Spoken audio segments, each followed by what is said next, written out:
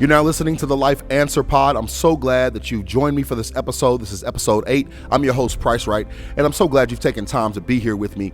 We're talking about when heroes fail, and this episode means a lot to me, as every episode does, but this episode in particular really has touched my heart as I was writing about it, just thinking through the fact of our heroes, those we look up to, not those that we idolize. We shouldn't be idolizing anyone except God, but hopefully this episode really helps you kind of debrief from some of the things that are going on in the world. If you know, so many great teachers and preachers and leaders have been falling in this season. It's been magnified, right? Maybe this has always been the case, but now internet has really made it clear that, hey, you got to remember these people are human. And so we're going to be talking about Dr. Tony Evans.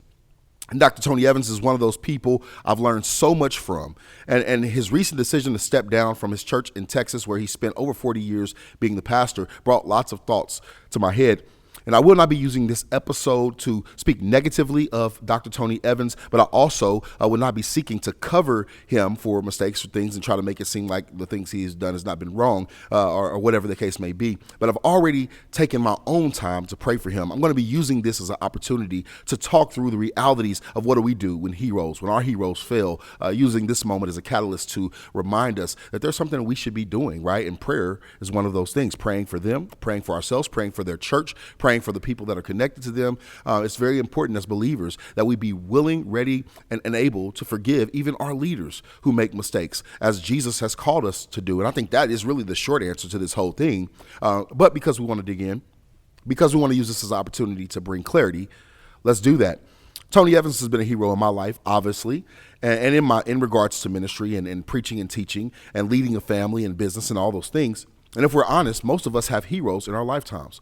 Our heroes don't have to be Superman, Batman, or some fictional character, right? Our heroes can be our mother, our father, a police officer, our grandmother, a coach, or your pastor, or somebody else that's close to you in your life that's had an impact on you, right? And sometimes we live long enough to see our heroes become the villains, miserably fail, and not live up to what we think they should be. And today we will explore this question: what should be our response when our heroes fail?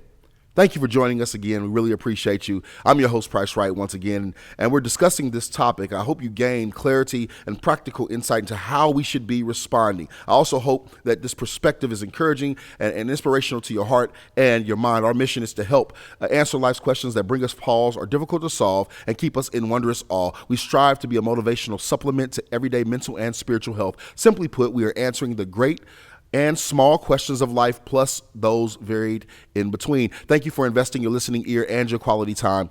If you're not yet subscribed, go ahead and get subscribed. Go ahead and follow, like, share this content with a friend. Let's get ready to dive into this topic, into this question. What should be our response when our heroes fail, and why? Why are we doing this? I feel like I've already told you why, but let's break it down even more. Recently, as Tony Evans stepped down from that pastoral role, I was shocked at the revelation. Right? It wasn't just something that just passed by me. My heart was broke. I was, oh no, not another one of our leaders. And not just that, one of my great leaders is having to step down because of some sin issue. But I feel like in some ways I've been desensitized to this overwhelming, never ceasing topic that has continued to come up. It's all like if you think about Grand Theft Auto, it was a video game that truly has desensitized a generation in some respects, to desensitized to killing, desensitized to stealing. And I don't want to say it's only Grand Theft Auto. I mean, I think there's a lot of things on television and social media and digital content that we take in that can desensitize us to the reality that we're not taking serious the imago Dei, the image of God, the image bearers. We are image bearers, right? And we look at each other and we treat each other so cold. It reminds me of the scripture that talks about in the end, the love of people would draw cold. And man, if it's worse than it is now, I don't want to see that day for myself, for my children, my grandchildren, my grandchildren's grandchildren, right? That's a terrible thing to consider, is that people seem to be growing colder and colder. And man, and like, what do we do when we being desensitized to these issues that should be huge in our minds? It should be like, wow, this never happens, but this has been happening over and over again. And as a pastor myself, it's a good moment to remind us how we must respond to these situations. And so here we go. Realistically, what should we expect from our heroes? What is it that we should expect? 1, they are human. Number 2, they are flawed. Number 3, they are not perfect. You kind of see where I'm going with this? Number 4, they make mistakes. Number 5, they need grace too. Number 6, they are not Jesus. Okay, that's a big one.